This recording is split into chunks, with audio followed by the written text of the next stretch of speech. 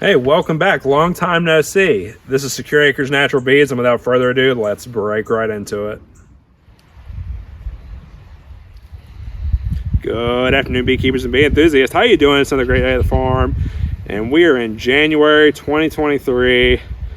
We haven't really spoke since around Halloween, but since then, we hope you've had a happy holiday, whatever you celebrate. You know, we hope you were able to end out the year in a good way. And anyway, we're into January. We are well into winter now, and we thought it would be a great time to talk about, what are the practices that we as natural beekeepers are taking during the wintertime? Like, what are we doing with the bees during this time? And also, like, what are the bees doing during this time?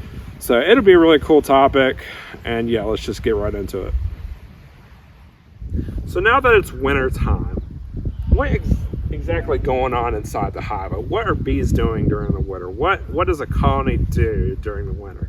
You know, a lot of people will actually ask me, they will say, Wes, do bees hibernate in the wintertime? Do they, what happens in the wintertime? And a lot of people actually don't know. The very simple fact is in the wintertime, bees will form a cluster, and they will actually eat the honey that they've produced throughout the year to survive in the winter.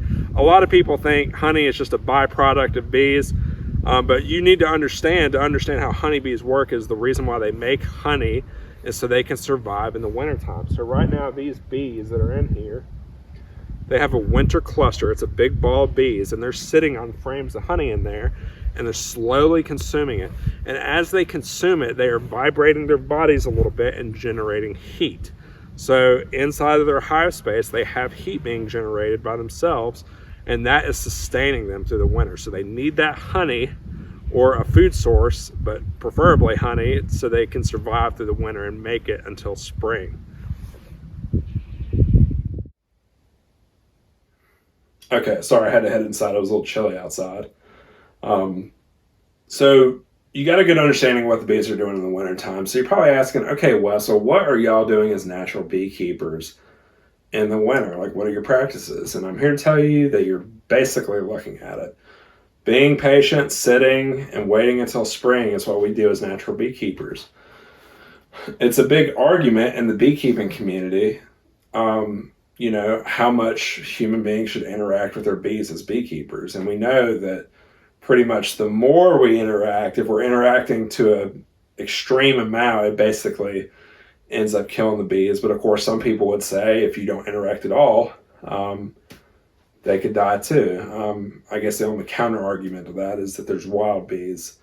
And while there are wild bees that die, there are wild bees that survive. And we basically keep that model in our apiary, where we basically say, we want to have strong genetics of bees. So we're going to let the bees collect their food.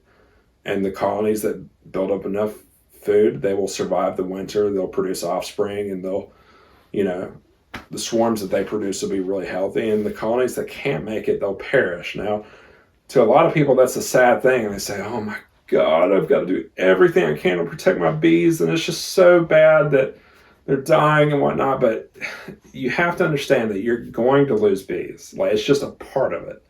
Like, there's no way any beekeeper is going to go without losing bees. I mean, every beekeeper loses bees.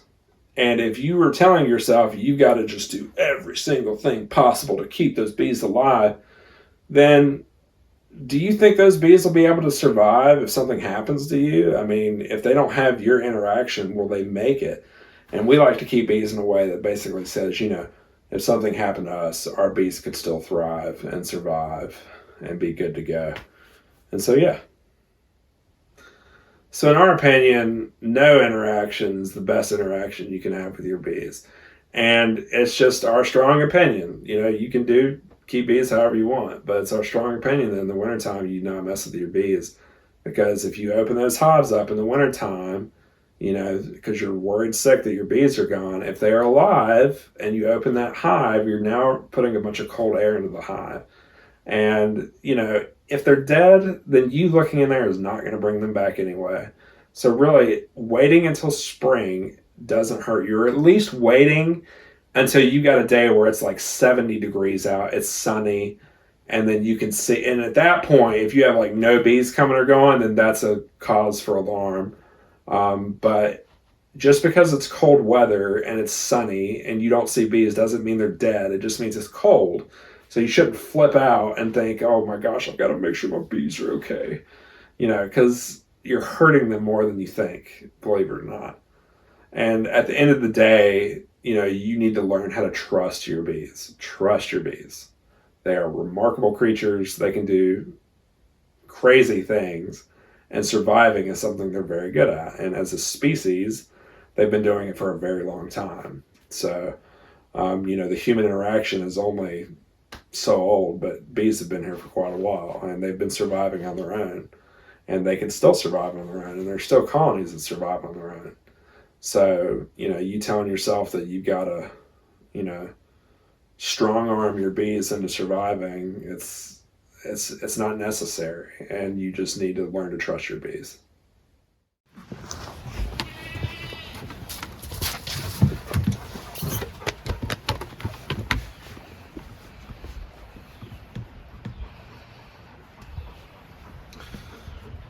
So we hope you enjoyed this short little video. I know we've been taking a break for the last few months, but generally at the start of winter we do that. We kind of take a break from YouTube a little bit, but as we start getting the new year, we're definitely gonna get some more videos going. Should be a good time. And yeah, thank you all for watching, and until next time, we'll see you soon.